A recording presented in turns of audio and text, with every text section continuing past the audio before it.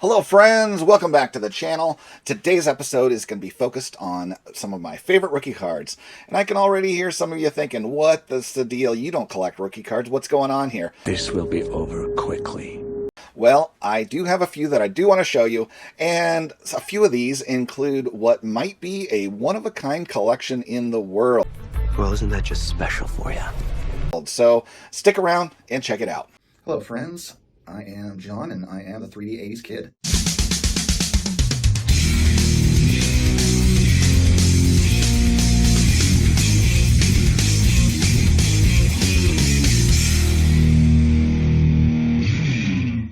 Alright, hello, I am John the 3D 80s kid, and today is a great day to talk about baseball cards. And with that, we are going to talk about favorite rookie cards. This is inspired by Mike over at Scoots Collectibles, who ironically introduced this VR during the answer to my VR, which I found it ironic because I am notorious around for being the guy who does not collect rookie cards. Where did they get that crazy idea? So happens they are not a part of this one card of every Hall of Famer project I am doing, as the cost prohibitive nature of many of these rookie cards has made me intentionally excluded, so I have a chance to get more players in total during my lifetime with the budget I have to spend. So he's poor. So, but to get things going, I do have some rookie cards I'm gonna, walk through to show you as it is anyways. So, growing up in the 80s, it was already a big thing to have the rookie cards. We've got the ones like 83 was my first year of collecting cards, and the big year being Ryne Sandberg. Of this one I pulled thanks to Doug, who sent me a pack for my 50th birthday. Thanks again, Doug. And then, Tony Gwynn. Thank you, Chris from Missouri, for sharing this awesome big butt card, not just once, but twice with me. Thank you, Chris. I like big butts and I cannot lie. But, rookie cards were the thing, and so the ultimate rookie card that I ever collected during my childhood collecting years of 83 to 91 was of my hero, the guy that I had the Sports Illustrated poster in the place of honor above my bed in my room, and that was none other than Dale Murphy, who I ended up getting not just one, but two copies of his rookie card as a kid. So these are the ultimate cards that I started with and collecting. And that also leads me into the conversation that Zach and Porter were asking folks who inspired you to start collecting. I would say I was inspired by the fact that everyone around me was excited when in fourth grade, my teacher had a prize box where she offered some football cards in there, and lots of my classmates were really eager for that prize. I was the big nerd of the class. Why am I not surprised? So I got first chance at the prize box and pulled me the Marcus Allen 1983 Topps rookie card as my first ever sports card. And from there, we eventually saw packs of 83 Donruss when I was at the store with my mom, and I begged her to buy them for me. So I wouldn't say that she necessarily inspired me to collect, but she was a huge supporter. Her collection consists of records. We're talking 45s, LPs. She had a massive record collection of rock and roll records from her childhood, where she graduated high school in 68. So we're talking the bulk of them being from the 60s decade. So, and as such, that inspired me with one of my collections of rookie cards, which would be these guys here. None other than the Fab Four, as this was her favorite group. The Beatles, you idiots. And I like these ones the best to have as a representative, the Beatles color set.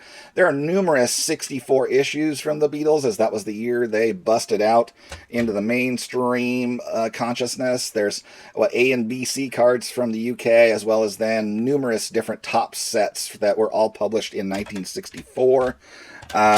Here's George Harrison was her favorite Beatle.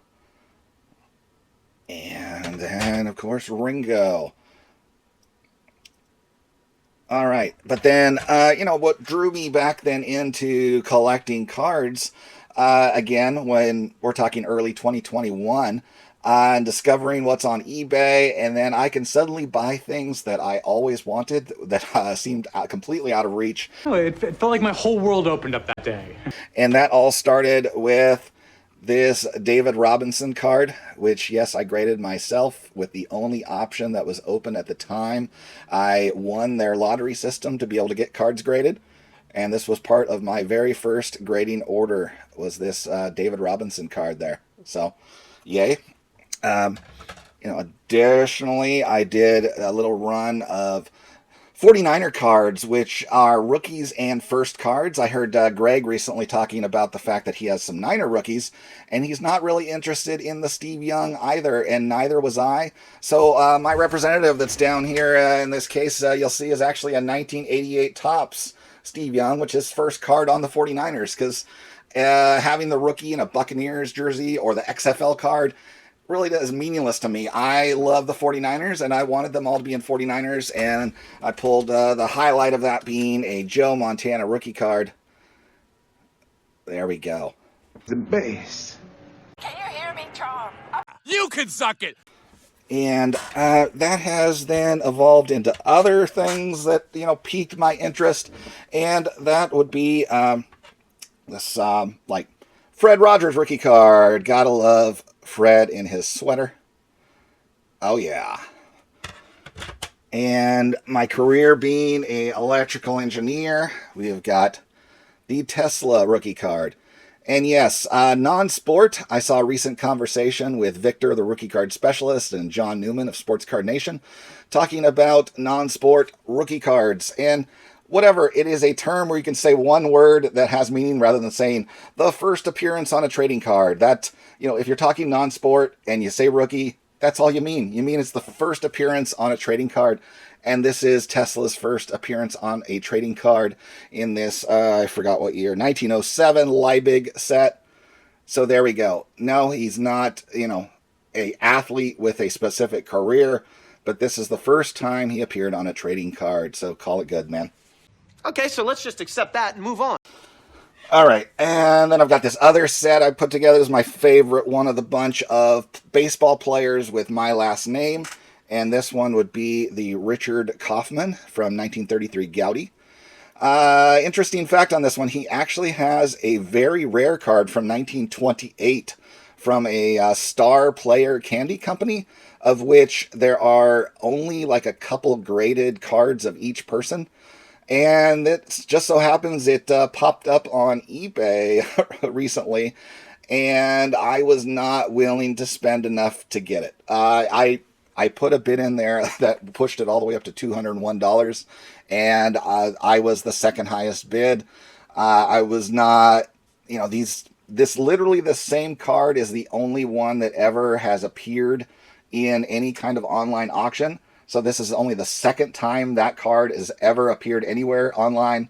And it was the same copy that sold, I think, in 2008 or something. So we're talking ultra, ultra rare. And I just wasn't willing to put the money out there to get it just because it's got my last name. And I may never see it again. Who knows? But I just thought that was interesting. I did ask John Mangini if he owns a card from that set, and his answer was no. So if you ever see Star Player cards from 1928, those are super rare. And for whatever reason, I've seen a lot of them posted where they have a white border and the name is in the bottom. And for whatever reason, someone cut all the white borders off and just cut around the nameplate.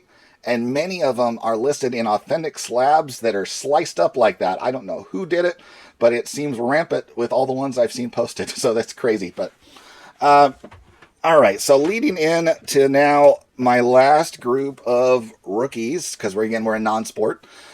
This is a collection that I became obsessed with collecting after I first saw Doug at DK Cardboard put up a 1901, at least that's what the label says, Ogden's Guinea Gold Winston Churchill card. I ended up finding one listed raw for only, I think, $20 or $25, which turns out to be really cheap, and ended up grading it myself and got a 3. And that then my brain started turning, and I'm someone who for years back when cable would actually show a lot of documentaries and the History Channel actually showed history shows. It feels like forever ago.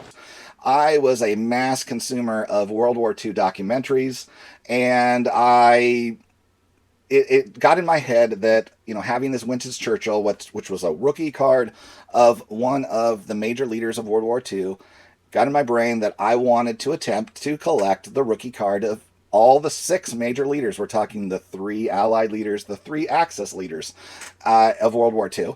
And non-sport is interesting because a lot of the hunt is just figuring out what the cards actually are.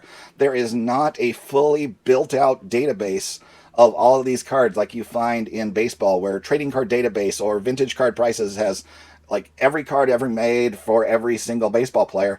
These are a lot of times foreign issues, and the sets are not well documented anywhere. It's like almost you need to just get lucky and be looking for when these pop up in an auction. So I ended up using lots of eBay searches to figure out what the first cards are of these players. Because, well, Churchill and FDR, and it turns out Mussolini have PSA registries. So those ones were a little more straightforward. And then the other guys, not so much. But so why I'm bringing this up now is I think I now have a complete rookie set of each of these guys. And these are not high population items. I didn't look it up beforehand. I will post a population number for each card on the screen. But in all these cases, these are not very high population cards at all.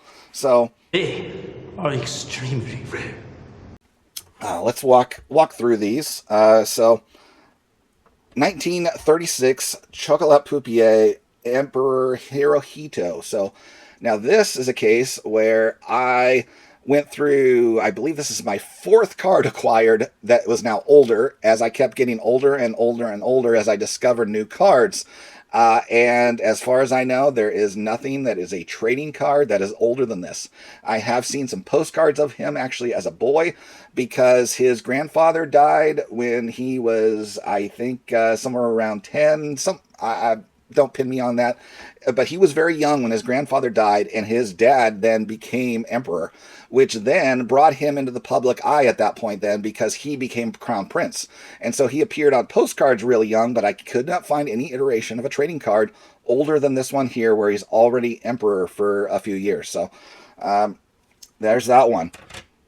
And then in 1934 Carreras, we have got the Joseph Stalin card in this Ripley's Believe It or Not set.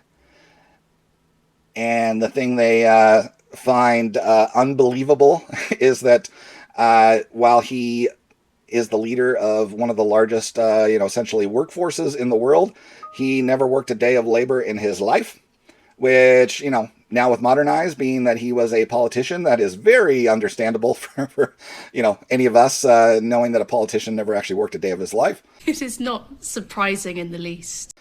But there we go. This is my Joseph Stalin rookie card there. All right.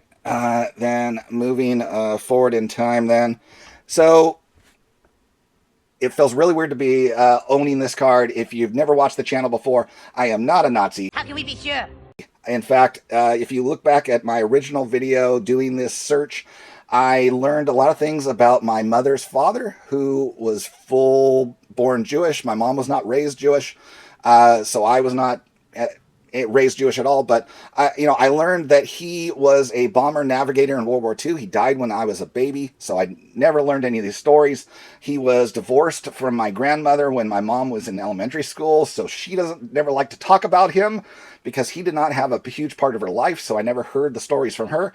But he was a bomber navigator in World War II who didn't just do 1 tour of duty. He ended up doing 2 tours of duty and was fully decorated out and was listed in a book I found online of Jewish World War II heroes. So, cool thing I got to learn about him from, doing these cards and then just taking a peek at what I could find about him. So, so it does feel weird to see this guy glaring at me in my case, but the completionist, the obsessionist of collecting had me still getting one of these.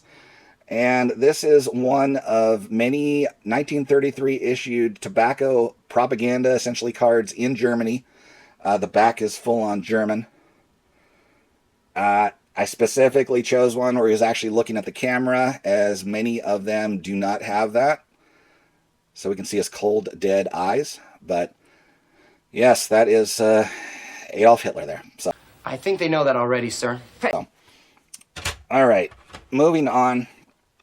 One of the most expensive one I actually paid for was this it's listed on the label as 1932 U.S. Caramel Franklin D. Roosevelt.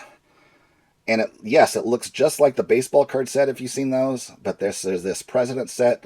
And if you ever see a William McKinley in this set and it is not priced like a fortune, buy it, because there are very few of those in existence. It was intentionally short printed so they did not have to give away the trade-in prizes. Most of the ones in existence of the McKinley have like hole punches in them, as in they were redeemed for whatever prize they gave, because this is a caramel company. They probably gave away a box of caramels or something. So, but yeah, this FDR card cost me at the time $225. I recently saw on eBay one of these go at auction for $175. I was impatient and had not seen one posted anywhere except for a buy it now or best offer, and I got an accepted offer at $225 at the time. There were no other ones available for sale during the months and months where I was doing this primary collecting. But yeah, somebody won one for $175 just recently, so I guess that changes my comp on this cards here. So I'm not selling it. But beautiful card there. But then back in time here, 1927 Carreras. It is a British tobacco card, which I actually found raw from a seller on eBay in I think it was in Spain or Italy somewhere. It shipped overseas, I forget. But this thing just smelled strongly of tobacco, as in it smelled like it just came out of the pouch. So that's one thing interesting that I will miss now that it's slabbed up. But here we are, the Benito Mussolini rookie, which this one was easily recognizable from the PSA registry as such. So pretty secure in this one being his first card. 1927, there we go. All right, so my most recent addition is a replacement of the 1901 labeled Ogden's Winston Churchill, because talking to Ryan Nolan, Breakout Cards, one of the biggest experts on non-sports in our YouTube community, I had a conversation with him at the National and wanted to explore whether or not I had the first issue of these sets, because I figured if anyone out there in our community has come across any of these cards, it would be him. And according to him, there is no earlier issue of any of those 5 I've just shown. But according to him and his friend, I'm sorry, I can't remember his name, that were both big-time vintage non-sport guys, they both say that the 1901 Ogden's cards that are all labeled by the grading companies as 1901 are actually 1902 issues.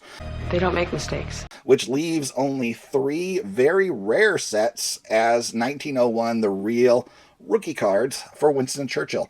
And between these 3 different sets, there is literally a graded population of 13, and I think 3. So we are talking a total of 29 cards in existence of true Winston Churchill rookies.